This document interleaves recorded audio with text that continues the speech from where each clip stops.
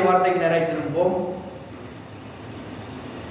நீதிமொழிகள் 10வது அதிகாரம், நீதிமொழிகள் 10, நீதிமொழிகள் 10 22 நான் வாசிக்கிறேன். கர்த்தரின் ஆசீர்வாதமே ஐஸ்வர்யத்தை தரும், அதனுடைய அவர் வேதனையை கூட்டார். ஜெபம். பரலோகத்தை தகப்பனை துதிக்கிறோம். ஆண்டவரே, எங்கே போவோம்? நித்திய ஜீவ வசனம் எடுத்து வாசிக்கிறோமே. நித்திய ஜீவ வசனங்களுக்கு நேராக நாங்கள் வருகிறோம். தகப்பனே, இந்த வார்த்தையின் மூலம் எங்களுடன் நீர் பேசும்படியாக செல்கிறோம். நீர் அவிதமாய் கர்த்தர் வார்த்தையை கொண்டு எங்கள் மத்தியிலே நீர் பேசுகிறீர். அதற்காக உமக்கு நன்றி. இயேசுவின் நாமத்தில் பிதாவே, ஆமென்.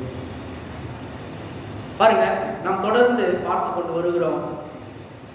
கர்த்தரின் ஆசீர்வாதம் தான் ஒரு மனுஷனை செல்வ செழிப்பாக ஆக்க முடியும் என்ற தலைப்பின் கீழ் நாம் தொடர்ந்து பார்த்து கொண்டு வருகிறோம். பாருங்க, அதற்கு என்னெல்லாம் தேவன் நமக்கு கொடுத்திருக்கிறார், கொடுத்த தேவனுக்கு எப்படி நாம் சரியாக அந்த பாதையில் நடக்கும் பொழுது வெற்றி உண்டாகிறது என்பதை நாம் தொடர்ந்து போதித்து வருகிறோம். பாருங்க, அதுல ஒரு முக்கியமான போதலை, கர்த்தரின் ஆசீர்வாதம் ஒரு மனுஷனுக்கு வேணும் என்றால், மறுபடியும் சொல்லுகிறேன், கர்த்தரின் ஆசீர்வாதம் ஒரு மனுஷனுக்கு வேணும் என்றால் அவன் வார்த்தையை நம்பினவனாக இருக்க வேண்டும், வார்த்தைக்கு கீழ்ப்படிவனாக இருக்க வேண்டும். பாருங்க, அப்படின்னா நம்ம நினைக்கிறோம் பாருங்க, ரட்சிக்கப்பட்டோம் சரி, ஆண்டவர்கிட்ட வந்துட்டோம் சரி, சபைக்கு போனா சரி, நம்ம ஆசீர்வதிக்கப்பட்டுருவோம். ஒரு நாளும் முடியாது. என்ன பாஸ்டர் எப்படி சொல்றீங்க அப்படின்னா, கண்டிப்பா. அப்படின்னா எல்லாருமே இன்னைக்கு கோடீஸ்வரலா இருந்திருக்கணுமே, ஏன் இல்லை? அப்படின்னா கொஞ்சம் யோசிச்சு பார்க்கணும் பாருங்க.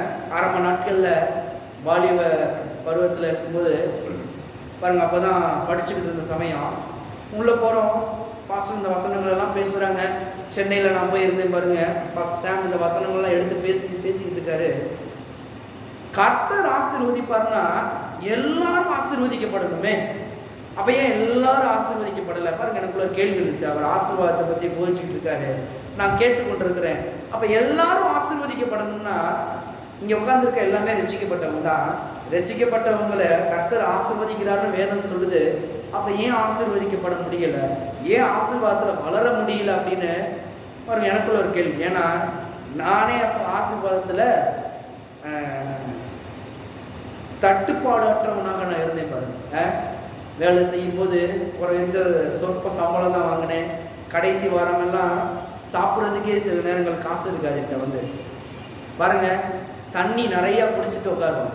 ஆனா ஆசீர்வாதத்தை பத்தி பேசும்போது எனக்குள்ள ஒரு கோபம் வரும். ஏன்னா ஆசீர்வதிக்கிறாருன்னு சொல்றீங்க, நான் தண்ணி குடிச்சிட்டு உட்காந்துக்கிட்டு இருக்கிறேன் கடைசி ஒரு வாரம் காசு இல்லாம. என்னங்க இது ஆசீர்வாதம்? பாருங்க, போக போக போக இது விளங்க ஆரம்பிச்சிச்சு. பாஸ்டர் பேச பேச பேச இந்த எண்ணங்கள் மறுரூபமாக ஆரம்பிச்சிச்சு. பாருங்க, இன்னைக்கும் நிறைய பேர் என்ன நினைக்கிறாங்க அப்படின்னா, சபைக்கு வந்துட்டா போதும், வார்த்தை அன்னைக்குள்ள வார்த்தையை கேட்டுட்டா போதும், அதுவே போதுமான ஒண்ணு நான் ஆசீர்வதிக்க படுறதுக்கு போதும்னா. ஆனா போன வாரத்துல நான் எடுத்து காண்பித்தேன், எல்லா ஆசீர்வாதங்களும் எதுல இருக்குது? கர்த்தருடைய வார்த்தையின் கீழ்ப்படிதலுக்குள்ளதான் இருக்குது. பாருங்க, அன்னைக்கு வந்து அவன் நிற்கிறான், என் பிள்ளை சொஸ்தமாகும்படி நீ வாரும் அப்படின்னு. அந்த ராஜாக்கிட்ட அவன் சொல்றான் பாருங்க, ஆண்டவராக இயேசு கிறிஸ்து சொல்றாரு, நீ போ, நீ போ, உன் மகன் என்னது சொஸ்தமா இருப்பான். பாருங்க, நம்பி போகிறான். போற வழியிலே என்னது, 2 நாள் ஆயிடுச்சு. அவங்க இது கடந்து பக்கத்துல அவங்க ஊருக்கு போறாங்க. வேலையாட்கள் ஓடி வந்து சொல்றான், உங்க மகன் என்ன ஆயிட்டான், நல்லா ஆயிட்டான், சொஸ்தமாயிட்டான், நல்ல சுகத்தோடு இருக்கிறான் அப்படின்னு. பாருங்க, இவனுக்கு ஒரு இது எந்த நேரத்துல பாருங்க, அவன் ராஜா சரியான ஒரு ஞான அறிவுள்ளவனை கேட்கிறான் பாருங்க, எந்த நேரத்துல சொஸ்தமானான்? நேத்து இதே மணி வேலையில. அந்த வேலையில தான் ஆண்டவராகிய இயேசு கிறிஸ்து இந்த வார்த்தையை என்ன பண்ணாரு, சொல்லி அனுப்புறாரு, நீ போ, உன் மகன் சொஸ்தமா இருப்பான். வார்த்தை வெளிப்பட்ட நிமிஷத்திலேயே எவன் கீழ்ப்படி ஆரம்பிக்கிறானோ பாருங்க, அவனுக்கு இந்த ஆசீர்வாதம் என்ன பண்ணுகிறது, வெளிப்பாட ஆரம்பிக்கிறது. இன்னைக்கு அப்படிதான் பாருங்க. இன்னைக்கு ஒரு சில காரியங்கள் எடுத்து காண்பிக்கிறேன். வார்த்தைக்கு கீழ்ப்படியாம போகும்போது என்ன நடக்கும், வார்த்தைக்கு கீழ்ப்படியும் போது என்ன நடக்கும், கீழ்ப்படியாம போகும்போது எவ்வளவு பயங்கரமான காரியங்கள் நம்மள்கிட்ட நடக்கும், கீழ்ப்படியும் போது எந்தவித காரியங்கள் நமக்கு நடக்கும். எப்படி கீழ்ப்படியும் பாருங்க. சும்மா ஆண்டவருடைய வார்த்தை வருது, சரிங்க நானும் சொல்றீங்க, 2-3 வார்த்தை ரெண்டு வார்த்தை வாயில பேசுறீங்க, போதுங்க, சர்ச்சுக்கு வந்துட்டா போதுங்க, அது இல்லை ஆசீர்வாதம். எது ஆசீர்வாதம்? எல்லா ரீதியிலையும் நாம் ஆசீர்வதிக்கப்படுறது தான் தேவனுடைய திட்டம். பாருங்க பாருங்க, வெறும் பணம் மட்டும் ஆசீர்வாதம் அல்ல, எல்லா ரீதியிலையும் நாம் ஆசீர்வதிக்கப்பட வேண்டும். பாருங்க, நீங்க பணத்தை வச்சு எல்லாத்தையும் வாங்கலாம், கர்த்தருக்கு ஸ்தோத்திரம், நன்றி, எல்லாம் நல்லது. பணத்தை வச்சு சமாதானத்தை வாங்க முடியுமா? பணத்தை வச்சு ஆரோக்கியத்தை வேலை கொடுத்து வாங்க முடியுமா? இன்னைக்கு எத்தனை பேர் ஹாஸ்பிட்டலில் இருக்காங்க, கோடி கோடியாக கொட்டுறாங்க. எதற்காக? சரீரம் சுகமாகிறதுக்காக. ஆனால் பணம் எவ்வளோதான் இருந்தும் சுகத்தை வாங்க முடியல. இன்னைக்கு கணவன் மனைவி பிரச்சனையில் நிறைய பேர் என்ன பண்ணுறாங்க, பிரிந்து இருக்கிறாங்க. இன்னைக்கு நிறைய நியூஸ் பார்க்குறீங்க பாருங்க. அவ்வளவு பணம் இருந்தும் பிள்ளையுடைய வாழ்க்கை கேள்விக்குரியாது. அப்போ பணம் கர்த்தர் சொன்னார் நல்லது, ஆனால் அது பணம் மட்டும்தான் உன் வாழ்க்கையில மேன்மை நீ நினைச்ச அப்படின்னா எல்லா தீமைக்கும் அது வேறாயிருக்கிறது. இன்னைக்கு பாருங்க, பணம் இருந்துச்சுன்னா கிராண்டா கொண்டாடுறாங்க, கிராண்டா கல்யாணம் வைக்கிறாங்க. பாருங்க, ஒரு பிள்ளை கடைசி என்ன பண்ணுச்சு, அந்த வார்த்தையை சொல்லிட்டு போச்சு. ஒருத்தனுக்கு ஒருத்தி தான், நான் என்ன பண்றேன், அடுத்த நான் இது போதும், என் வாழ்க்கையில நடந்த கொடுமைகள் அப்படின்னு சொல்லி பணம் மாற்ற முடியல. பாருங்க, ஏதோ ஒரு காரியம் மனுஷனுடைய வாழ்க்கைக்கு தேவைப்படுகிறது. என்னன்னு தெரியுமா? கர்த்தர் தேவைப்படுகிறார். அந்த காரியங்கள் மாற்றி அமைப்பதற்கு தேவன் ஒருவர் நமக்கு தேவைப்படுகிறார். என்னைக்கு இந்த மனுஷன் உணர்றானோ பாருங்க, அன்னைக்கு பணம் எல்லாம் அற்ப காரியமா இருக்கும். பாருங்க, கர்த்தர் ஆசீர்வதிப்பாரு. கர்த்தரை பிடிச்சுக்கிட்டாதான் ஆசீர்வாதம் இருக்குமே தவிர பணத்தை பிடிச்சுக்கிட்ட ஆசீர்வாதம் என்னைக்குமே கிடையாது. பாருங்க, இன்னைக்கு நம்ம எத்தனை இது செய்யலாம், எல்லா வேலையும் செய்யலாம். ஆனா அந்த வேலையில உங்களுக்கு லாபம் இல்லாட்டினா நஷ்டம் உண்டாகுமா? இல்லை, நஷ்டம்தான் உண்டாகும். ஆனா கர்த்தரின் ஆசீர்வாதம் இருக்கும்போது அவர் சொல்றாரு, நீ கையிட்டு செய்யும் வேலையெல்லாம் ஆசீர்வதிக்கப்படும் சொல்றாரு. பாருங்க, அப்ப நான் சொல்லுகிறேன், இன்னைக்கு தேவனுடைய வார்த்தை தெல்ல தெளிவாக இருக்கிறது. வெறும் பணம் மட்டும் ஒரு மனுஷனை மேன்மைப்படுத்த முடியாது. கர்த்தர் அங்க இருக்கணும், ஆசீர்வதிக்கிற ஒரு தேவன் நம்ம கிட்ட இருக்கணும். பாருங்க, தேவன் இருந்த ஆசீர்வாதம். அதனாலதான் வேதம் தெளிவாக போதிக்கிறது. நல்ல அந்த வசனத்தை கவனிங்க. நீதிமொழிகள் 10வது அதிகாரம் 22வது வசனத்தை பாருங்களேன். பணம் ஆசீர்வாதமே ஐஸ்வர்யத்தை தரும் போட்டிருக்குதா? பணம் ஆசீர்வாதம் கிடையாது. கர்த்தரின் ஆசீர்வாதமே ஐஸ்வர்யத்தை தரும், அதனோட அவர் வேதனையை கூட்டார். அப்ப கர்த்தர் கொடுக்கிற ஐஸ்வர்யம், நம்ம நல்லா கவனிங்க, கர்த்தர் கொடுக்கிற ஐஸ்வர்யம் நம்முடைய வாழ்க்கையில வரும் பொழுது, கர்த்தர் கொடுக்கிற பணம் நம்முடைய வாழ்க்கையில வரும் பொழுது, அதை கொண்டு நாம் எந்த காரியத்தை செய்தாலும் அது வேதனை இல்லாமல் இருக்கும். நீங்க உலகத்தை பாருங்க, எவ்வளவு பெரிய கிராண்டா கொண்டாடுறான் பாருங்க. அடுத்த நாள், 3வது நாள், 4வது நாள், 1 மாசம் என்னன்னே தெரியல, என்ன நடந்துச்சுன்னே தெரியல. பணத்தை கொண்டு ஒன்றும் பண்ண முடியல. ஆனா இந்த கர்த்தரின் ஆசீர்வாதம் ஒரு மனுஷனுக்கு இருந்தா அதே கிராண்டா கொண்டாடுறாங்க, நான் பார்த்துருக்கிறேன். ஆனா இன்னி வரைக்கும் அந்த ஆசீர்வாதம் அவர்களுக்கு தொடர்கிறதா இருக்கிறது. நான் கண்ணார கண்டிருக்கிறேன். பாருங்க, இந்த நியூஸ்லாம் வரும்பொழுது பாருங்க, இடப்பட்ட இந்த நியூஸ்ல வரும்போது பாவம் அந்த பிள்ளை பாருங்க பரிதாபமா சொல்லுது, அவங்க அப்பா எல்லாத்துக்கும் மிஞ்சி அந்த கார்லாம் எவ்வளோ விலை தெரியுமா அவன் வாங்கி கொடுத்துருக்கிறாரு தன்னுடைய பிள்ளைக்காக. எல்லாத்தையும் செலவழிச்சு எல்லாத்தையும் பண்ணியிருக்கிறாரு. ஆனால் கடைசியில் என்ன இல்லை, பிள்ளையை காப்பாற்ற முடியலை, பணம் எல்லாவற்றுக்கும் உதவ முடியல. பாருங்க, ஆனால் பாருங்க, அதை நியூஸை கேட்டுக்கிட்டு இருக்கும்போது அன்னைக்கு பாருங்க எங்கள் வீட்டில் கேட்டுக்கிட்டு இருந்தாங்க. நான் கீழே தான் படுத்துக்கிட்டு இருந்தேன். ஆண்டவர் தெளிவாக ஒன்று சொன்னார் பாருங்க, பணம் இருக்குது அவன்கிட்ட யாரும் இல்லை, நான் இல்லை. ஆனால் ஒரு மனுஷனுக்குள்ள நான் இருந்தேன் அப்படின்னா அவன்கிட்ட பணமும் இருக்கும், வேதனை இல்லாத ஐஸ்வர்யம் இருக்கும். பாருங்க எத்தனை பேர்த்துக்கு புரியுது? எனக்கு அப்போதான் கொஞ்சம் லைட் அடிக்க ஆரம்பிச்சு பாருங்க. பணம் இருக்குது, வேதனை இருக்குது. ஆனா கர்த்தர் இருக்கும்போது வேதனைங்க கிடையாது. இதுதான் கர்த்தரின் ஆசீர்வாதம். கர்த்தர் பணத்தை கொடுக்குறாரா? ஆமா, பணத்தை கொடுக்குறாரு. அதனோட என்ன கொடுக்குறாரு? வேதனை இல்லாத ஐஸ்வர்யம். பாருங்க, நல்ல வாழ்க்கை. பாருங்க, உடனே பாருங்க நான் யோசிக்க ஆரம்பிக்கிறேன், என்ன ஆண்டவரே சொல்றீங்க, எனக்கு கொஞ்சம் விளங்கும்படியாக சொல்லுங்க என்ன அப்படின்னு. பாருங்க, ஒரு பெரிய கிராண்டான ஒரு கல்யாணத்துக்கு நான் போயிருக்கிறேன். டக்குன்னு அந்த கல்யாணம் எனக்கு ஞாபகம் இருந்துச்சு. அது யாரு கல்யாணம் அப்படின்னா, ஒரு விசுவாசியுடைய கல்யாணம். பாருங்க, கிராண்டா கொண்டாடினாங்க. இருக்கிறதுலே கோடிய செலவழிச்சு என்ன பண்றாங்க, அந்த அதே மகளுக்கு தான் கிராண்டா கொண்டாடினாங்க. பாருங்க, அந்த கல்யாணத்தை நாங்கள் போயிருந்தோம். சென்னையில் இருக்கும்போது நான் போயிருந்தேன். பாருங்க, அவ்வளவு அற்புதமாக இருந்துச்சு, அவ்வளவு கிராண்டாக இருந்துச்சு. நான் சொல்கிறேன், எல்லாரும் முகத்துலையும் சிரிப்பு இருந்துச்சு. ஆனால் பாருங்க, அதே மாதிரி தான் உலகத்தாரு கொண்டாடுறோம். அன்னைக்கு சிரிப்பு இருக்குது, ஆனால் கொஞ்ச நாளுக்கு அப்புறம் சிரிப்புன்றது இல்லை. ஆனால் இன்னைக்கும் நாங்கள் போய் அந்த விசுவாசியை பார்க்கும்போது அவ்வளவு ஸ்மைலோட, அவ்வளவு அழகாக சிரிச்சுக்கிட்டே சொல்கிறாங்க, எங்கள் குடும்ப வாழ்க்கை நல்லா ஜோராக இருக்கு பாஸ்டர். ஏன்? கர்த்தர் எங்களோடு இருக்கிறனால எங்கள் வாழ்க்கையும் ஜோராக இருக்குது. எங்களை ஆசீர்வதிக்கிற தேவன் எங்களை ஜோரா என்ன பண்ணுறாரு? ஆசீர்வதிக்கிறாரு அப்படின்னு. பாருங்க, இது எப்படி இருக்குது பாருங்க. அதனாலதான் ஒரு மனுஷனுக்கு இன்னைக்கு ஆசீர்வாதம் தேவைன்னா, நான் இன்னைக்கு சொல்லுகிறேன், கர்த்தர் முக்கியமா தேவை ஒரு மனுஷனுக்கு. இன்னைக்கு நீங்க சொல்லலாம், கொஞ்சம் பணம் இருந்தா என் வாழ்க்கையில கொஞ்சம் முன்னேறிடுவேனே, கொஞ்சம் பணம் இருந்தா என் வீட்டை வந்து ஏதோ ஒன்று பண்ணிடுவேனே, கொஞ்சம் பணம் இருந்தா என்னத்தையாவது நான் மேல வந்துருவேனே. கர்த்தர் சொல்றாரு, கர்த்தரின் ஆசீர்வாதமே ஐஸ்வர்யத்தை தரும். இன்னைக்கு உலக மனுஷன் மாதிரி தேடி ஓட வேண்டிய அவசியம் கிடையாது. நான் சொல்றேன், ஸ்டாப் பண்ணுங்க. யாரை தேடி ஓடுங்க சொல்லுங்க? முதலாவது தேவனுடைய ராஜ்யத்தையும் அவருடைய நீதியும் தேடுங்கள், பின்பு இவைகள் எல்லாம் உள்ளது எடுத்துக்கொண்டு ஓட்டாண்டியா விட்டுருவார் அப்படின்னு போட்டிருக்கா.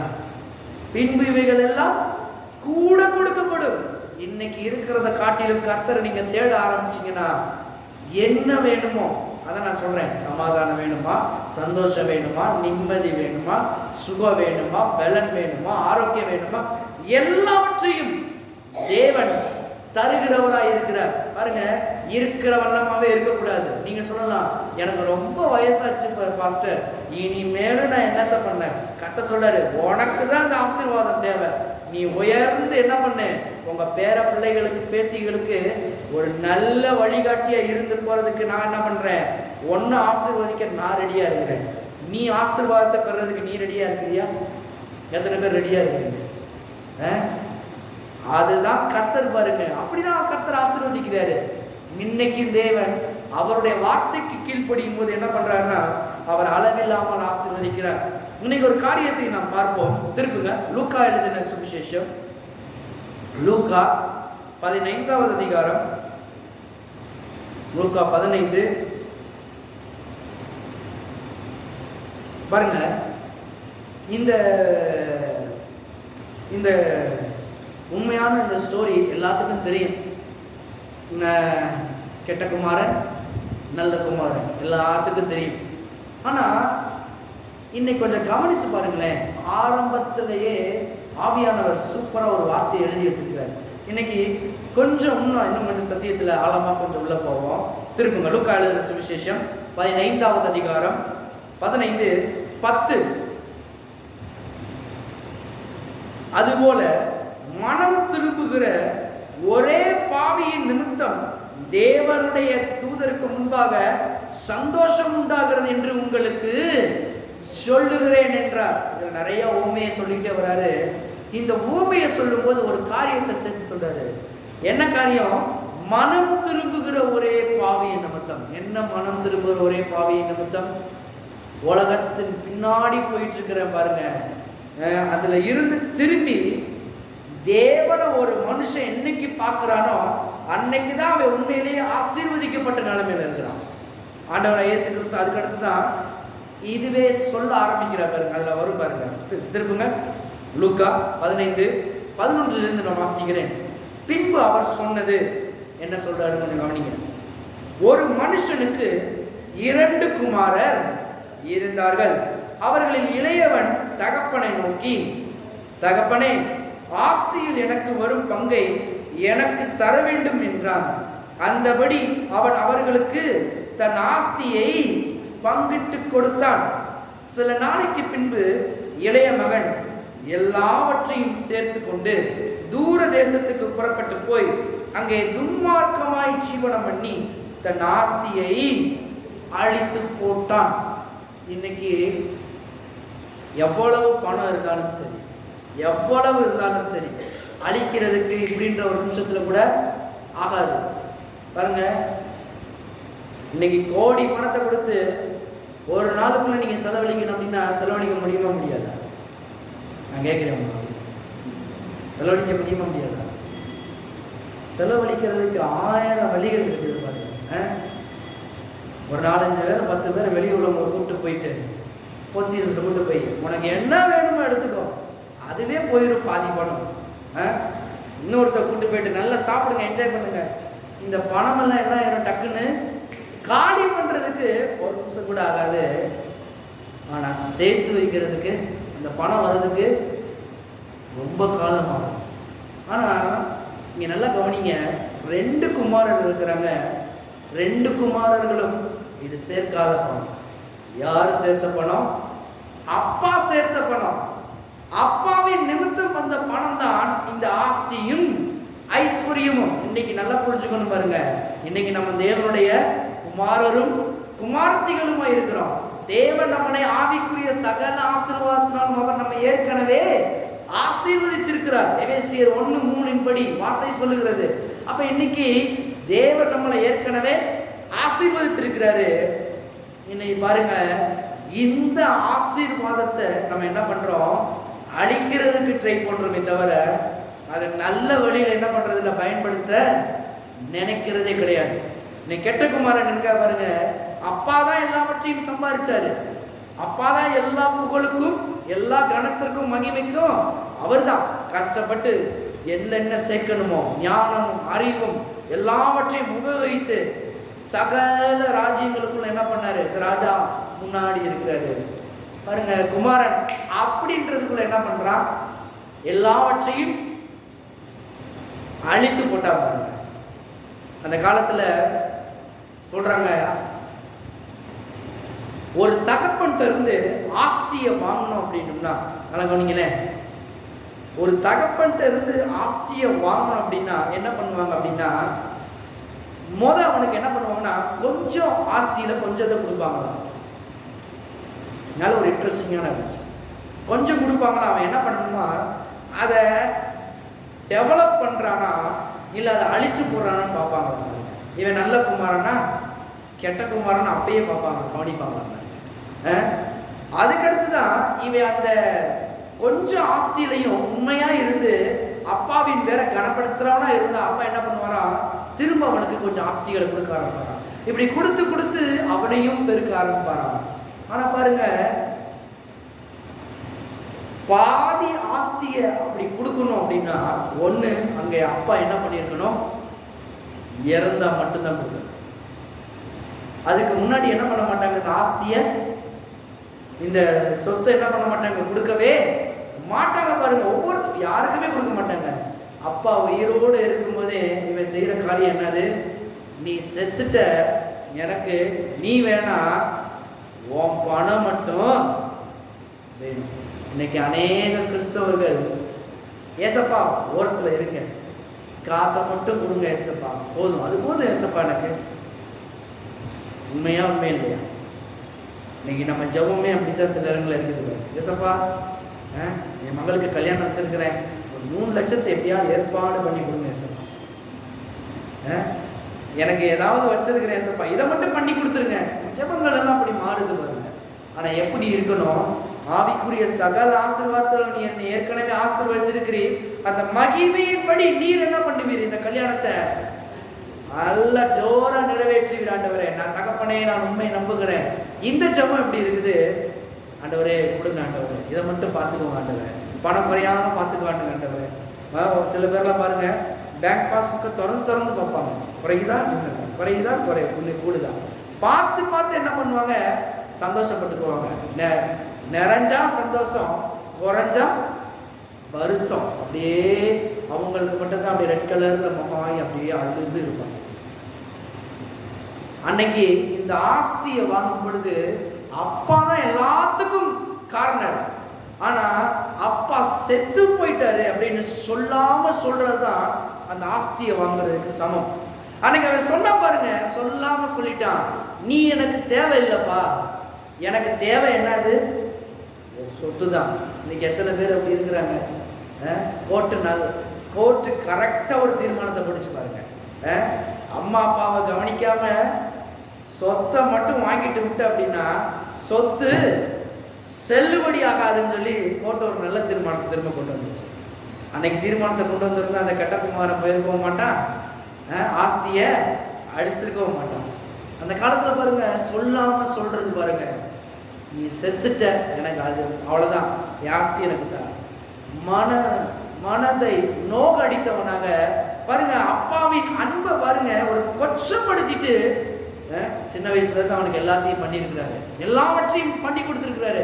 ஆனா அப்பாவின் அன்பை துச்சமா எண்ணி, ஒண்ணு இல்லை நீ ஒண்ணு இல்லைன்னு சொன்ன மாதிரி பாருங்க வாங்கிட்டு அதை கரெக்டா பாதுகாத்தானா? அதுவும் இல்லை, துன்மார்க்கமா ஜீவனம் பண்ணி இருக்கிறது என்ன கெட்டது இருக்குதோ எல்லாவற்றையும் அதை என்ஜாய் பண்ணி அழிச்சு ஒன்றும் இல்லாமல் ஆகிட்டு இப்போ போகிறான் பாருங்க. இப்போ எங்கே இருக்கிறான்? அப்பாட்ட இருக்கிறானா தூரத்தில் இருக்கிறானா? எல்லாத்தையும் வாங்கிட்டு என்ன பண்ணிட்டான்? அப்பாவிட்டே வெளியே போயிட்டா பாருங்க. பாருங்க, கர்த்தரின் ஆசீர்வாதம் சாதாரணமானது கிடையாது. உங்களை நீங்களே நிதானித்து பாருங்கள் என்ற கர்த்தருடைய ஆவியானவர் சொல்றேன். வெறும் பணத்துக்காக மட்டும்தான் ஆண்டவர்கிட்ட வரவா?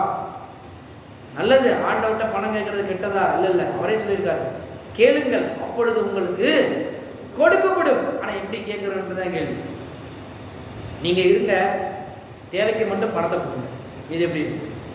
பணம் முக்கியமல்ல ஆண்டவரே, இந்த பணத்தை ஒரு மகிமையின் ஐஸ்வர்யத்தில் சந்திப்பீர் என்று நான் விசுவாசிக்கிறேன். இது எப்படிப்பட்ட விசுவாசம் பாருங்க. இன்னைக்கு பாருங்க, எல்லா சில சபைகள் அப்படிதான் போதிக்குது, பணம் மட்டும்தான், பணம் மட்டும்தான். பணத்தை கூட நல்லா இருக்கு, நீ பணத்தை கூட நீ, அப்படிலாம் கிடையவே கிடையாது. கர்த்தர் இருந்தா மட்டும்தான் ஆசீர்வாதம் என்பது நிச்சயம் இருக்கும். தூர தள்ளுறவங்களுக்கு பாருங்க என்ன நடக்கும் தெரியுமா? இதே காரியம் தான் நடக்கும். என்ன காரியம்? எல்லாத்தையும் வாங்கிட்டு போனானே ஒழுங்கா இருந்தானா? கவனிங்க, லூக்கா 15வது அதிகாரம் 14 பாருங்க. எல்லாவற்றையும் அவன் செலவழித்த பின்பு அந்த தேசத்திலே கொடிய பஞ்சம் உண்டாயிற்று. அப்பொழுது அவன், எல்லாம் சேர்ந்து வாசிங்க, குறைவுபட தொடங்கி. குறைவு ஆரம்பிக்குது. எங்க ஆரம்பிக்குது? அப்பாவை விட்டுட்டு போகும் பொழுது குறைவு ஆரம்பிக்குது. இன்னைக்கு தேவனை விட்டுட்டு நம்ம போகும் பொழுது குறைவு கண்டிப்பா ஆரம்பிக்கும். என்ன பாஸ்டர் இப்படி சொல்றீங்க? உண்மையை தானே சொல்லணும், உங்களுக்கு எடுத்துதானே காமிக்கிறேன், நானா என்னத்தையா சொல்றேன்னா? பைபிள் எழுதியிருக்கா இல்லையா? அப்பாவை விட்டுட்டு போனா குறைவு தான். அப்பாவை விட்டுட்டு பாருங்க, இவன் திரும்ப பாருங்க எங்கேயோ போயிட்டான், பஞ்சம் சூழ்ந்திருக்குது. ஆனா நல்லா யோசிக்கலேன், இதே பஞ்ச காலம்தான். அதே தீர்க்கதரிசி ஒருத்தர் இருக்கிறாரு. ஆனா தீர்க்கதரிசி யாரை நம்புறவரு? கர்த்தரை நம்புறவர். நல்லா கவனிங்க, இதே பஞ்ச காலத்துல அப்பா விட்டு போனவனுக்கு கொடிய பஞ்சம் உண்டாயிருச்சு, சாப்பிட்றதுக்கு எதுவுமே இல்லை. ஆனா கர்த்தரை நம்பி அதே பஞ்சம் வருது. ஆனா பஞ்சத்தின் மத்தியிலும் தீர்க்கதரிசி என்ன பண்றாரு? அப்பமும் ரொட்டியும் இறைச்சியும் கொடுத்து என்ன பண்றாரு? ஆண்டவர் போஷிக்கிறார். கேரி தாற்று கண்டைக்கு போ, உனக்காக நான் காகங்களுக்கு கட்டளையிடுவேன்னு சொல்லி கட்டளையிட்டு பஞ்ச காலத்திலும் திருப்தியான ஒருத்தர் மாத்திரம் இல்லை, இன்னொருத்தர் இருக்கிறான் பாருங்க. ஒரு தீர்க்கதரிசியின் மனைவி, தீர்க்கதரிசி இறந்துட்டாரு பாருங்க, பஞ்சத்தின் மத்தியில் சூழ்ந்திருக்குது. அவனும் அவன் மகளும் ஒரு கைப்பிடி மாவும் ஒரு கலச எண்ணெயும் முடிஞ்சு போச்சு. சாப்பிட்டு செத்து போவோம் அப்படின்னு அவ தீர்மானிச்சிட்டான். ஆனால் ஆண்டவரை நம்புகிற அந்த குடும்பம் பாருங்க. ஆனால் இந்த குடும்பத்துக்கு அதே பஞ்சத்தின் மத்தியில் தீர்க்கதரிசி வந்து சொல்கிறாரு, அந்த ஒரு மாவில் ஒரு அடையை பண்ணி என்ன பண்ணு கொண்டு வா அப்படின்ற பாருங்க. அடையை பண்ணி கொண்டு வந்து கொடுக்குறாரு. அவர் சொல்கிறாரு, உன்ட்ட என்னென்ன இருக்குது, பாத்திரம் இருக்கா, மாவு இருக்கா, பாத்திரம் எல்லாத்தையும் கேட்டு வாங்கி என்ன பண்ணு, இந்த எண்ணெயை என்ன பண்ணு ஊற்று அப்படின்னு பாருங்க. ஊத்த எண்ணெய் வந்துக்கிட்டே இருக்குது. வேதம் தெளிவாய் போதிக்கிறது, பாத்திரம் இல்லைன்ற பட்சத்தில் தான் எண்ணெய் என்ன பண்ணுது நின்று போயிட்டு, தவிர எண்ணெய் நின்றனால என்ன இல்லை, பாத்திரம் இல்லைன்னு சொல்ல முடியாது. பாத்திரம் இல்லைன்றனால தான் எண்ணெய் நின்றுச்சு. இன்னைக்கும் கர்த்தரை ஆவியானவர் சொல்றாரு, ஆத்துல ஒரு காலு சேத்துல ஒரு காலு நீ வைக்க கூடாது என்று கர்த்தரை ஆவியானவர் சொல்றாரு. அங்கேயும் பார்த்துக்கிறேன் இங்கேயும் பார்த்துக்கிறேன். கர்த்தர் சொல்றாரு, நீ அங்கேயும் பாரு இங்கேயும் பாரு. சேத்துல ஒரு காலம் வச்சவனுக்கு மறுகாலம் என்ன வச்சாலும் என்ன நடக்கும், உள்ள போவானா வெளியே வருவாங்க. கர்த்தர் சொல்றாரு, ரெண்டு சேத்துலையும் நீ வச்சாலும் திரும்ப என்னத்தை தான் சத்தக்குன்னு வச்சாலும் நீ உள்ளதான் போற தவிர மேல வர்றதுக்கு வாய்ப்பே கிடையாது. ஆனா ஆண்டவர் சொல்றாரு, என்ன நோக்கி கூப்பிடு, நான் உனக்கு மறு உத்தரவாதலை செய்வேன். நீ என்னைய கூப்பிட்டேன்னா சேத்துல கிடந்தவனுக்கு வெளியே உள்ளவர் தான் என்ன பண்ணணும், ஹெல்ப் பண்ணணும். பாருங்க, அவர் என்ன பண்ணுவாரு, கம்பையோ இல்லை எதையோ நூலையோ போட்டு கையால் போட்டு என்ன பண்ணுவாரு, இழுத்து அவனை சேவ் பண்ணுவாரு. இன்னைக்கு கர்த்தர் சொல்றாரு, நான் உன்னைய நல்ல விதத்துல வழி நடத்த நான் உனக்கு ஆசைப்படுறேன். ஆசீர்வாதமான நிலைமையில குடும்பம் நீ எல்லாம் நல்ல வழியில இருக்கன்னு ஆசைப்படுறேன். நீ என்ன ஆசைப்படுற? கர்த்தர் நம்மகிட்ட கேட்கிறாரு, நீ என்ன ஆசைப்படுற? எனக்கு பணம் மட்டும் போதுன்னு ஆசைப்படுறியா, இல்லை கர்த்தர் மட்டும் போதுன்னு ஆசைப்படுறியா? கர்த்தர் மட்டும் போதுன்றப்ப இந்த பணம் துச்சம். இவன் பாருங்க எல்லாத்தையும் விட்டுட்டு போறான், அங்க பஞ்சம் உண்டாகுது. ஆனா கர்த்தரை நம்பி பஞ்சம் வந்தாலும் தப்பிக்கிறதுக்கு தேவன் வழியை உண்டாக்குறாரு. இங்க பாருங்க, கர்த்தரை நம்பாம தகப்பனுடைய அன்பை இல்லாம போனவனுக்கு பஞ்சம் சூழ்ந்திருக்குது. இப்ப என்ன நடக்குதுன்னு கவனிங்க. எப்ப அவனுக்கு இந்த விடுதலை வருது, ரொம்ப முக்கியமான காரியம் பாருங்க. கர்த்தரின் ஆசீர்வாதம் எந்த இடத்துல அவனுக்கு ஃப்ளோ ஆகுன்றதை இன்னைக்கு பார்ப்போம். ரொம்ப ஒரு முக்கியமான காரியம் பாருங்க. 15 லூக்கா 15:15 அந்த தேசத்து குடிகளில் ஒருவனிடத்தில் போய் ஒட்டி கொண்டான். அந்த குடியானவன் அவனை தன் வயல்களின் பன்றிகளை மேய்க்கும்படி அனுப்பினான். அப்பொழுது பன்றிகள் தின்கிற தவிட்டினாலே தன் வயிற்றை நிரப்ப ஆசையாயிருந்தான். ஒருவனும் அதை அவனுக்கு கொடுக்கவில்லை. அப்பா வீட்டில் நல்ல சாப்பாடு, திருப்தியா இருந்துச்சு, சந்தோஷமா இருந்துச்சு. நான் உங்கள்ட்ட கேட்குறேன், உங்க அப்பா அம்மா இருந்த காலத்துல நீங்க எப்படி இருந்தீங்க? திருப்தியா இருந்திருப்பீங்க. திருப்தியா இருந்தீங்களா? திருப்தியா இருந்தீங்க. ஏன்? அப்பா அம்மா வீட்டில் இருக்கிறோம். இன்னைக்கும் கர்த்தர் சொல்றாரு, உனக்கு தாயும் தகப்பனுமா ஆண்டவர் இருக்கிறாரு. இப்ப இந்த அப்பாட்ட எவன் நெருங்குறானோ அவன் திருப்தியாகத்தான் கண்டிப்பா இருந்தே தீர்வான். அது மாற்றமே கிடையாது. பாருங்க, இப்ப இவன் விட்டுட்டு வெளியே போனா பாருங்க, இன்னொருத்தர் கூட இருக்கிறான், பன்றிகளுக்கு கொடுக்குற தவிட்ட கேட்கிறான், அதை கூட கொடுக்க முடியாத நிலைமை பாருங்க. அவன் யோசிக்கிறான், அப்பா வீட்டில் எப்படி இருக்கும். அந்த அடுத்த வசனம் பாருங்க, 17 அவனுக்கு புத்தி, இந்த மனது. அதனாலதான் கர்த்தர் அங்க சொன்னார் பார்த்தீங்களா, முதல் மனம் திரும்புகிற ஒரே பாவி. எந்த இடத்துல தேவனை வச்சிருக்கோம், யாரை வச்சிருக்கோன்றத ரொம்ப கவனமா இருக்கணும். ஒவ்வொரு நிமிஷம் கவனமா இருக்கணும். கர்த்தரை தான் வச்சிருக்கோமா இல்லை பணத்தை வச்சிருக்கோமா? பாருங்க, பணம் எல்லாவற்றிற்கும் உதவுமா? கண்டிப்பா உதவும். இன்னைக்கு வெளியே போயிட்டு எந்த ஒரு சின்ன பொருள் வாங்கினாலும் சும்மா வாங்கிட்டு வந்தால் உங்களை கடைக்காரன் அனுப்புவானா? ஒன்றும் கொடுக்கவும் மாட்டா, ஒன்றும் வாங்க முடியாது. ஆனால் பணத்தை கொடுத்தீங்கன்னா அவன் கொடுக்குற ரெஸ்பெக்டை வேற மாதிரி இருக்கும். பணம் உதவுமா? கண்டிப்பாக உதவும். ஆனால் வெறும் பணத்தை மட்டும் வச்சுட்டு ஒன்றுமே செய்ய முடியாது. நீங்கள் கர்த்தர் சொல்றாரு, எங்க திரும்பும் தெரியுமா? இந்த மனதுல தான் திரும்பும். அவன் எங்க திரும்புறான் பாருங்க, ரிப்பன். இந்த மனது மறுரூபம் ஆகும் பொழுது என்னென்ன இழந்தான்? அப்பாவின் அன்பை இழந்தான், ஆசீர்வாதத்தை இழந்தான். பாருங்க என்னென்ன இழக்கிறான் பாருங்க. உங்களுக்கு தெரியும், அப்பா அம்மா வீட்டில் என்னென்ன இருந்தீங்க, என்னென்னலாம் சில பேர் என்ன இழந்தாங்க, அவங்களுக்கு தான் தெரியும். சந்தோஷம், மகிழ்ச்சி, நிம்மதி, சில நேரத்தில் இழந்தவர்களாம் நிறைய பேர் இருக்கிறாங்க. கர்த்தர் சொல்றாரு, எல்லாவற்றையும் நான் மாற்றி அமைக்கிறேன். எப்ப? மனது திரும்பணும். அப்பாவை குறித்த ஒரு எண்ணம், சரியான எண்ணம் எவனுக்கு உண்டாகுதோ, நான் சொல்லுகிறேன், அவன் தான் ஆசீர்வாத நிலைமையில இருக்க முடியும். எத்தனை பேர் விசுவாசிக்கிறீங்க? அவன் தான் ஆசீர்வதிக்கப்பட்டவன். The blessed people யார் தெரியுமா? கர்த்தரை குறித்த எண்ணுகின்ற எண்ணம், அவரை குறித்த மேலான அறிவு அவனுக்கு இருக்குதோ, அவன் தான் நிச்சயம் ஆசீர்வதிக்கப்பட முடியும். வீடா அற்பமான காரியம், காரா அற்பமான காரியம். எப்ப? கர்த்தர் முன்னாடி இருக்கும் பொழுது. காரு முன்னாடி இருந்து, வீடு முன்னாடி இருந்து, கர்த்தர் பின்னாடி இருந்தார்னா ஒன்றும் பண்ண முடியாது. கார் வாங்கலாமா? நல்லா ஜோரா வாங்கலாம். அப்புறம் லோனை கட்டிட்டு லோனு அலையும். வீடு வாங்கலாமா? நல்ல ஜோரா வாங்கலாம். ஆனால் லோனு வாங்கிட்டு திரும்ப லோனு அலையும். ஆனால் கர்த்தர் இருந்தார் அப்படின்னா லோனே தேவையில்லை, எல்லா பணத்தையும் அவரே கொடுத்து ஈஸியாக கட்டி முடிக்க உதவி செய்வார்.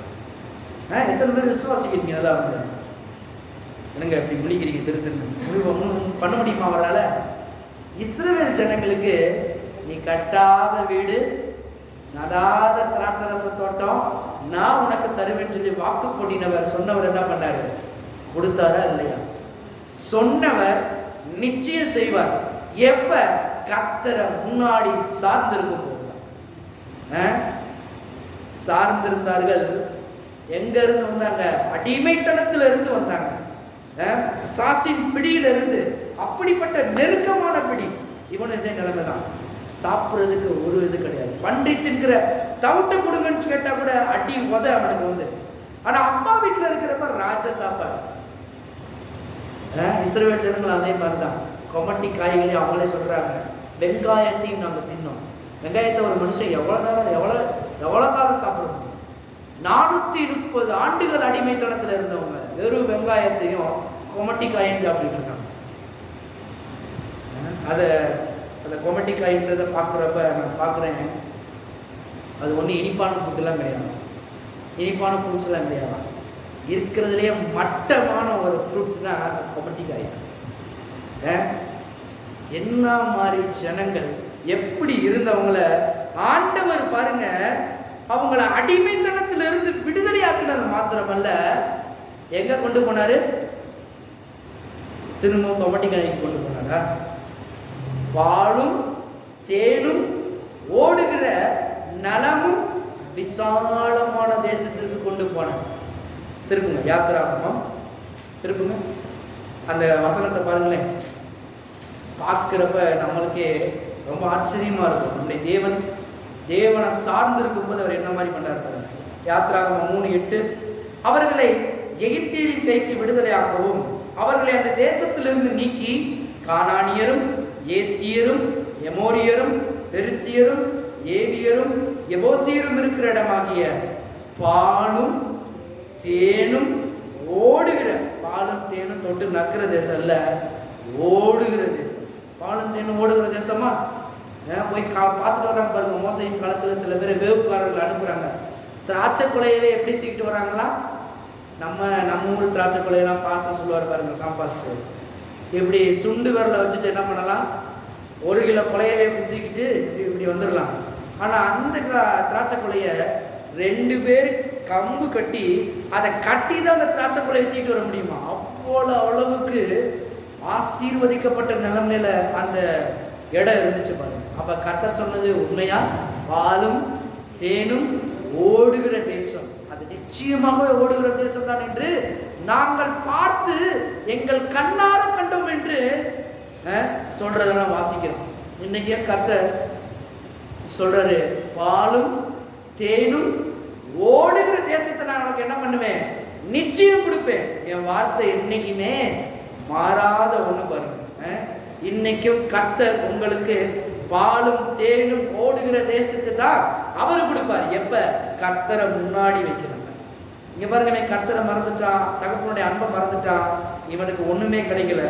இவன் புத்தி தெளிகிறப்ப என்ன நடக்குது பாருங்க. அவன் சொல்றான் பாருங்க 17, எல்லாம் சேர்ந்து வாசிங்களேன். அவனுக்கு புத்தி தெளிந்த போது, லூக்கா 15:17, லூக்கா 15:17 வாசிங்க. அவனுக்கு புத்தி தெளிந்த போது அவன், என் தகப்பனுடைய கூலிக்காரர் எத்தனையோ, எப்படி யோசிச்சிருப்பான் பாருங்க, எத்தனையோ பேருக்கு பூர்த்தியான சாப்பாடு இருக்கிறது. பூர்த்தியான சாப்பாடுனா more than enough அப்படின்னா இருக்கிறதுலையும் நிறைவான சாப்பாடு. நம்ம வீட்டில் பாருங்க, கடைசியா 3 பேர் சாப்பிட்றதுக்கு சட்டி பண்ண சோறாக்குன்னா கடைசியில் என்ன பண்ணுவாங்க? சுரண்டிக்கிட்டு இருப்பாங்க. கர்த்தர் சுரண்டி எடுக்கிறவர் கிடையாது. இவன் சொல்றது என்னதுன்னு தெரியுமா? பூர்த்தியா நேர்த்தியான சாப்பாடு. எப்படிப்பட்ட சாப்பாடு? நேர்த்தியான சாப்பாடு. அல்ல அல்ல குறையாதது, மிச்சம் எடுத்து தூக்கி போடுற அளவுக்கு வேலைக்காரர்கள் மத்தியில் அந்த அளவுக்கு வேலைக்காரவங்க சாப்பிடுவாங்க. அப்புறம் ராஜா எப்படி சாப்பிடுவார்? யோசிச்சு பாருங்க. அவன் யோசிக்கிறான் பாருங்க, எத்தனையோ பேருக்கு பூர்த்தியான சாப்பாடு இருக்கிறது. அவன் சொல்றான் பாருங்க, நானும் பசியினால் சாகிறேன். யாரு சொல்றது? அப்பா கூடயே இருந்து, அப்பா கூடயே வளர்ந்து, அப்பா கூடயே எல்லாவற்றையும் அனுபவித்தவன். இப்ப அப்பாவுடைய அன்பை விட்டுட்டு, அப்பா தேவையில்லை, எனக்கு காசு தான் தேவைன்னு திரும்பின ஒருத்தன் இப்ப சொல்றான். யார சொல்றான்? காசு பெருசுன்னு சொல்லல, யார பெருசுன்னு சொல்றான்? என் அப்பா வீட்டில். அதனாலதான் ஒரு ஃபாதர் பெக்மன்ஸ் அழகா ஒரு பாட்டு எழுதியிருப்பாரு. அப்பா வீட்டில் எப்போதும் சந்தோஷமே, ஆடலும் பாடலும் இங்குதானே. எங்க ஆடல் பாடல் இருக்குன்னு தெரியுமா? அப்பா வீட்டில் தான். அப்பா வீடு எங்க? இதுதான் சபை, இதுதான் அப்பா வீடு. அப்ப தொடர்ந்து இந்த அப்பாவினுடைய வீட்டுல நம்ம இருந்து அவருடைய வார்த்தைகளை கேட்டு பாருங்க. அப்பா நிறைய ஆலோசனைகளை கொடுத்திருப்பாரு. நீ போக வேணாப்பா, ஏன் போற? அநியாயமா துன்மார்க்கமா நீ உன்னுடைய உடம்பையும் இழந்துருவ, பணத்தையும் இழந்துருவ, உன் பேரையும் கெடுத்துக்கிடுவ. அப்பா சொல்லியிருப்பார மாட்டாரா? கண்டிப்பா சொல்லியிருப்பார். அப்பா எல்லாவற்றையும் இழந்துட்டான், யோசிக்கிறான். அப்பா வீட்டுல அப்பா சொன்னாரு, அன்னைக்கே சொன்னாரே. இன்னைக்கும் அப்பா எங்க இருக்கிறார் தெரியுமா? சபையில போதகர் மூலியமா தேவனுடைய வார்த்தை பிரசங்கிக்கப்படும் பொழுது அந்த அப்பாவுடைய வார்த்தை என்ன பண்ணுகிறது? நம்முடைய வாழ்க்கையில பிரசித்தமாகும். ஆமென். பாருங்க, தவறான நம்ம வழியில போகும்போது சில பேர் சொல்றாங்க, எனக்கு இன்னைக்கு எனக்கே போதிச்ச மாதிரி இருந்திருக்கு பாஸ்டர். நிறைய பேர் சொல்றாங்க. ஏன்? அப்பாவினுடைய வார்த்தை வெளிப்படுகிறது இங்க அதனால ஊழியக்காரர் முக்கியம். ஊழியக்காரருடைய வார்த்தை ரொம்ப ரொம்ப முக்கியம். ஆவியானவர் அதை உறுதிப்படுத்துகிறவராக இருக்கிறார். இன்னைக்கு பாருங்க, அப்பாவினுடைய அன்பு, அப்பாவினுடைய எண்ணங்கள் தெளிவானதுக்கு அப்புறம் இவன் சொல்ற பாருங்க 18, நான் எழுந்து, கவனிங்க, ரொம்ப முக்கியமான ஒரு வருத்தம். இது எத்தனை தடவை படிச்சிருப்போம் பண்ணுவோம். ஆனா புதுசா கர்த்தருடைய ஆவியானவர்கிட்ட பழகும் பொழுது வெளிப்பாடுகள் அதிகமாக கொடுக்க முடியும் அவரால். பாருங்க, நான் எழுந்து என் தகப்பனிடத்திற்கு போய், என்ன மாதிரி செஞ்சாயிருச்சா? வார்த்தை செஞ்சாயிருச்சா? மனது செஞ்சாயிருச்சா? எப்படி இருந்தா? என் ஆஸ்தியை எனக்கு தாரோன்னு கேட்டவன் இப்ப ஆஸ்தியின் மேல கண்கள் போல, செல்வத்து மேல கண்கள் போல. யார் மேல கண்கள் போகுது? நான் எழுந்து என் தகப்பனிடத்துக்கு போய், என் அப்பாட்ட போயிட்டேனா, எல்லாம் சொல்லுவோம் அப்பாட்ட போயிட்டேனா. நீங்க அப்பாட்ட வந்துட்டீங்கன்னா உங்க குறைவெல்லாம் நிறைவாகும். நான் சொல்றேன், அப்பாட்ட வந்துட்டீங்கன்னா நீங்க வேண்டுவதற்கும் சொப்பனம் காண்பதற்கும் மிகவும் அதிகமாய் கிரியை செய்கிறவர். இந்த காசை ஏமாத்துறோம், இந்த பணம் ஏமாத்துறோம், இந்த வீடு ஏமாத்துறோம், இந்த தொழில் ஏமாத்துறோம், ஏமாத்துறோம். எல்லாம் கர்த்தரால ஈஸியா செய்ய முடியும். என்ன சொல்லுவோம்? என்னுடைய நான் ஆராதிக்கிற என் தேவனால் என் தேவைகளை எல்லாம் மகிமையின் ஐஸ்வர்யத்திலிருந்து பூர்த்தி செய்ய அவராலே முடியும் நான் விசுவாசிக்கிறேன். பாருங்க எப்படி விசுவாசிக்கணும் பாருங்க. நம்முடைய விசுவாசம் இதுதான். அதனால விசுவாசத்தோடு நாம் எப்படி காரியங்கள் நடக்கிறோமோ அப்படித்தான் ஈஸியா இருக்கும். பணம் பணம் பணம் இருந்தால் ஒன்றும் வழங்காது. கர்த்தர் இருக்கட்டும், கர்த்தர் தேவைகளை சந்திப்பார். எத்தனையோ நாட்கள் என்னால் சொல்ல முடியும். ஊழியத்தின் ஆரம்பத்திலேருந்து இப்போ வரைக்கும் தேவைகள் அதிகமாக இருக்கும் போதும் குறைவாக இருக்கும் போதும் எங்கள் கூட ரொம்ப நெருங்கி பழகிறவங்களுக்கு தெரியும், போஷிச்சு கொண்டே தான் இருக்காரு. போஷிக்கிறாரா? போஷிச்சு கொண்டே தான் இருக்காரு. இன்னும் போஷிக்கிறாரு, இனியும் அவர் போஷிப்பார். ஏன்? பணத்துக்கு பின்னாடி நாங்கள் போல எங்கே பின்னாடி போகிற தெரியுமா? கர்த்தர் பின்னாடி. கர்த்தர் போதும், அவர் மாத்திரம் போதும். இல்லாட்டினா எங்கெங்கேயோ வழிகள் இருக்குது, எங்கிட்டா போயிருக்கலாம். இல்லை, கர்த்தர் போதுமானவர். போதுமானவருக்கு மிகவும் அதிகமானவர் இந்த தேவன். பாருங்க, ரொம்ப அபரிவிதமான தேவன். இப்போ இவன் பாருங்க, அப்பாட்ட போனதுக்கு அப்புறம் என்ன நடக்குது அப்படின்னா 19, நான் எழுந்து என் தகப்பனிடத்திற்கு போய், தகப்பனே, பரத்துக்கு விரோதமாக உமக்கு முன்பாக பாவம் செய்தேன். இனிமேல் உம்முடைய குமாரன் என்று சொல்லப்படுவதற்கு நான் பாத்திரன் அல்ல. உம்முடைய கூலிக்காரரில் ஒருவனாக என்னை வைத்துக் கொள்ளும் என்பேன் என்று சொல்லி எழுந்து புறப்பட்டு தன் தகப்பனிடத்தில் வந்தான். வந்தவன் வந்து பாருங்க, ஏண்டா என் ஆஸ்தி எடுத்துட்டு அழிச்சிட்டு என் பேரை கெடுத்தது மாத்திரம் இல்லாம உயிரோடு இருக்கிறப்பே சொத்தை வாங்கினேன்னா அதுக்கு என்ன அர்த்தம்? செத்து போயிட்டேன்னு சொல்லிட்டு திரும்பியாடா வரன்னு சொல்லி செவிலையே நாள் விடாம, இதுதான் அப்பா, இதுதான் அப்பா.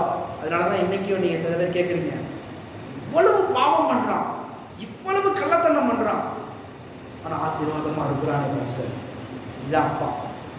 அப்பா அன்பு மாறவே மாறும்.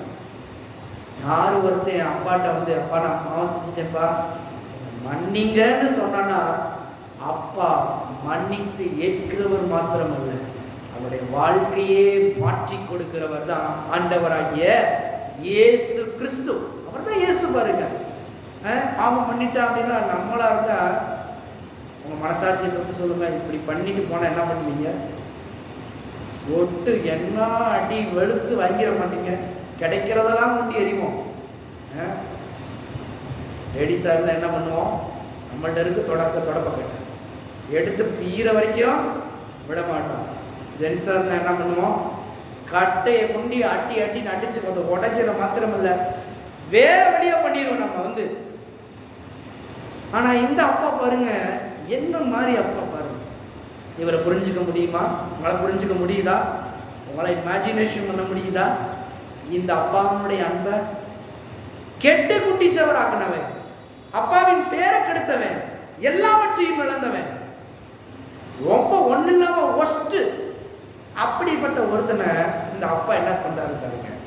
எழுந்து புறப்பட்டு தன் தகப்பனிடத்தில் வந்தான். அவன் தூரத்தில் வரும்போதே அவனுடைய தகப்பன் அவனை கண்டு, எல்லாம் சேர்ந்து வசிங்க, மனதுருதி ஓடி அவன் கழுத்தை கட்டி கொண்டு அவனை முத்தம் செய்தான். என்ன மாதிரி அன்பு! ஒரு வார்த்தை பேசல. அதனாலதான் அப்பா என்னைக்குமே நெகட்டிவா பேசவே மாட்டார். தவறு நடந்தாலும் கூட அன்னைக்கு அப்படி பண்ணல ஒரு தடவை கூட சுட்டி காமிக்கவும் மாட்டாரு, ஒரு தடவை கூட திரும்ப பேசவும் மாட்டார். பேசியிருக்கலாமா? அப்பா பேசியிருக்கலாமா? உரிமை உண்டா அப்பாவுக்கு? எல்லா உரிமையும் உண்டு. பேசினாரா? ஒரு வார்த்தை பேசல பாருங்க அப்பா. அப்பா வந்து தூரத்திலிருந்து வரும்போதே, அப்பனா ஒரு பிரசங்கியார் சொல்றாரு, ஓயாம வச்ச கண்ணு வாங்காம பார்த்துக்கிட்டே இருந்திருப்பாரு போல அப்படின்றாரு. ஜன்னல்ல இருந்து எப்படா மகன் வருவான், எப்படா திரும்ப வருவான் அப்படின்னு. பாருங்க, பஞ்ச காலத்துல சாப்பாடுக்கு ஒண்ணு இல்லாம நெளிஞ்சு எலும்பும் தோலுமா ஆகி வந்தவன அப்பா அன்பு கண்டு கொள்ளுது. வேலைக்காரர்களுக்கு தெரியல, கூட இருந்த மந்திரிகளுக்கு தெரியல, ஆனா அப்பாவுக்கு தெரியுது, இவை என் மகன். எங்க நம்ம தாத்தா பாட்டிட்ட இப்ப போய் தூரத்துல இருந்து உன் பேரை வந்தானா, யார் அது? மூத்த பேரனா, இளைய பேரனா, நடு பேரனா, இப்படிதான் சொல்லுவாங்க. ஆனால் இந்த அப்பா, வயசான அப்பா, தூரத்தில் இருக்கும்போதே அந்த அன்பு கண்டு கொடுத்துருவாங்க. நடந்து வர வாணி, சில பேர் சொல்லுவாங்க, அவன் ஏன் பேரங்க அப்படின்னு. எப்படிங்க கரெக்டாக சொல்கிறீங்க, அந்த நடைய பார்த்தாலே தெரியாது, விசுக்கு விசுக்கு நடப்பாங்க அப்படின்னு ஒருத்தர் சொல்லுவாங்க பாருங்க. அப்பா அன்பு தெரியுது. அவன் என் மகன் தூரத்துல ஓடி கொண்டு போய் என்ன பண்ணாரு, நின்றுட்டு, நில்றா, இனி ஒரு தடவை கால் எடுத்து வச்சா வெட்டிடுவேன் அடுத்தது அப்படின்னு சொல்லலை. போய் கட்டி பிடிச்சு ஓயாமல் முத்தம் செய்தார் என்ற வேதம். இதுதான் தேவனுடைய அன்பு. இவனை ஒன்றும் இல்லாமல் வச்சாரா திரும்ப? சரி, அப்பா ஏற்றுக்கிட்டாரு, மன்னிச்சிட்டாரு, மறந்துட்டாரு, எல்லாம் வச்சுக்கிடுவோம். ஓட்டாண்டியா விட்டுட்டாரா திரும்ப? சரி, போய் பாத்திரம் விலைக்கு தொலை, அதான் அவன் ஆஸ்தியை கொடுத்துட்டேன்ல. அப்போ அவன் மூத்த மகன் என்ன பண்ணுவான்? கேட்பானா மாட்டானா? நம்மளா இருந்தால் என்ன சொல்லியிருப்பான்? நியாயமாக நடந்திருப்போம்ல. எப்பா, ஓ ஆஸ்தியை நீ எடுத்துட்ட, மூத்த மகனுக்கு இருந்ததை அவனுக்கு கொடுத்து, அவனோடது உனக்கு கொடுத்தாச்சு, தேவையில்லாம நீ என்ன பண்ணக்கூடாது, காசு கீசு நீ எதுவும் கேட்டு வரக்கூடாதுப்பா. எதுவுமே சொல்லலை பாருங்க. அப்பாவுக்கு தெரியும். என்ன சொன்னார் அப்பா? திருப்புங்க, அவர் சொல்றார் 21 பாருங்க. குமாரன் தகப்பனை நோக்கி, தகப்பனே, பரத்துக்கு விரோதமாக உமக்கு முன்பாக பாவம் செய்தேன், இனிமேல் உம்முடைய குமாரன் என்று சொல்லப்படுவதற்கு நான் பாத்திரன் அல்ல என்று சொன்னான். அப்பொழுது தகப்பன் தன் ஊழியக்காரரை நோக்கி, நீங்கள் உயர்ந்த வஸ்திரத்தை கொண்டு வந்து இவனுக்கு உடுத்தி, இவன் கைக்கு மோதிரத்தையும் கால்களுக்கு பாதரட்சையும் போடுங்கள், கொளுத்த கன்றை கொண்டு வந்து அடியுங்கள், நாம் புசித்து சந்தோஷமா இருப்போம். மரித்தான், இன்னைக்கு என்ன பண்றான்? உயிரோடு இருக்கிறான்னு சொல்லி அப்பா சந்தோஷப்பட்டு எல்லாத்தையும் செய்யறாரு. கடைசியா காசு இல்லாம ஓட்டாண்டியா விட்டுருல. என்ன சொல்றாரு பாருங்க. இப்ப நம்ம ஊர்ல மூத்த பையனா இருந்தா என்ன பண்ணுவான்?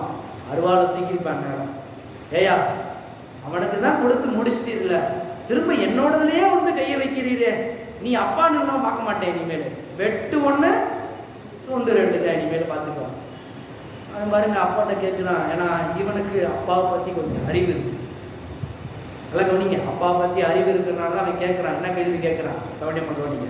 லூக்கா 15:26. ஊழியக்காரன் ஒருவனை அழைத்து இது என்ன என்று விசாரித்தான். அதற்கு அவன், உம்முடைய சகோதரன் வந்தார், அவர் மறுபடியும் சுகத்துடனே உம்முடைய தகப்பனிடத்தில் வந்து சேர்ந்தபடியினாலே அவருக்காக கொளுத்த கன்றை அடிப்பித்தார்கள் என்றான். அப்பொழுது அவன் கோபம் அடைந்து உள்ளே போக மனதில்லாது இருந்தான். தகப்பனோ வெளியே வந்து அவனை வருந்தி அழைத்தான். அவன் தகப்பனுக்கு பிரதியுத்தரமாக, இதோ இத்தனை வருஷ காலமாய் நான் உமக்கு ஊழியம் செய்து ஒரு காலம் உன்னுடைய கற்பனையை மீறாதிருந்தோம். என் சிநேகிதருடைய நான் சந்தோஷமாய் இருக்கும்படி நீர் ஒரு காலம் எனக்கு ஒரு ஆட்டுக்குட்டியாவது கொடுக்கவில்லை. வேசிகளிடத்தில், என்ன மாதிரி வார்த்தை பாருங்க, தைக்கிற மாதிரி வார்த்தையை சொல்றான். வேசிகளிடத்தில் உம்முடைய ஆஸ்தியை அழித்து போட்ட உம்முடைய குமாரனாகிய இவன் வந்தவுடனே கொளுத்த கன்று அடிப்பிக்கிறீரோ, இவனுக்காக அடித்தீரோ என்று சொல்றான் பாருங்க. அப்பா என்ன சொல்றாரு பாருங்க. கொஞ்சம் ஏதோ குழம்பிட்டேன்ப்பா, அன்புல என்ன பண்ணிட்டேன், தெரியாம பண்ணிட்டேன்னு சொல்லல. அப்பா தெளிவா இருக்கிறார். 31. அதற்கு தகப்பன், மகனே, நீ எப்போதும் என்னோடு இருக்கிறாய், எனக்குள்ளதெல்லாம் உன்னுடையதா இருக்கிறது. அப்பாவுக்கு என்ன தேவை தெரியுமா? இந்த வார்த்தையை ரொம்ப கவனம் காணிங்க, சும்மா வாசிட்டு போயிடக்கூடாது. அப்பா என்ன சொல்றாரு? எல்லாம் பைபிள் வச்சிருக்கிறீங்களா? பைபிளை பாருங்க. அந்த வார்த்தை 31. அதற்கு தகப்பன், மகனே, நீ எப்போதும் என்னோடு இருக்கிறாய், எனக்குள்ளதெல்லாம் உன்னுடையதா இருக்கிறது. எனக்குள்ள என்ன இருக்கு? ஆஸ்தியும் ஐஸ்வர்யம் செல்வம் எனக்கு இருக்குது. நீ என்னுடையதெல்லாம் இப்ப யாருக்குப்பா? ஓட்ட இருக்குது, உனக்கு தான்ப்பா, உன்னை விட்டு யாரும் இல்லை. ஆனா அவனுக்கு என்ன இருக்குது? மகனே, நீ எப்போது என்னோடு இருக்கிறாய். ஆனா எப்போது என்னோடு இருந்தனா அப்பா மட்டும் கூட இல்லை, அப்பாவுக்கு உள்ளதெல்லாம் உனக்கு கூட இருக்குது. ஆனா அப்பா விட்டுட்டு போனா பாரு, ஆஸ்தியும் போயிடுச்சு, அந்தஸ்தும் போயிடுச்சு, செல்வம் போயிடுச்சு, எல்லாம் போயிடுச்சு. இப்ப மறுபடியும் யாரு வேணும்னு வந்திருக்கான்? செல்வம் வேணும்னு வரல, தகப்பன் வேணும்னு வந்திருக்கான். இப்ப அந்த தகப்பன் கூட இருந்தா ஆஸ்தியும் ஐஸ்வர்யமும் செல்வமும் எனக்குள்ளதெல்லாம் உன்னுடையது. எப்படி எனக்குள்ளதெல்லாம் உன்னுடையதோ, மறுபடியும் வந்தா பாரு, அவனுக்கும் எனக்குள்ளதெல்லாம் அவனுடையதா இருக்கிறது. இதுதான் கர்த்தர் சொல்றது.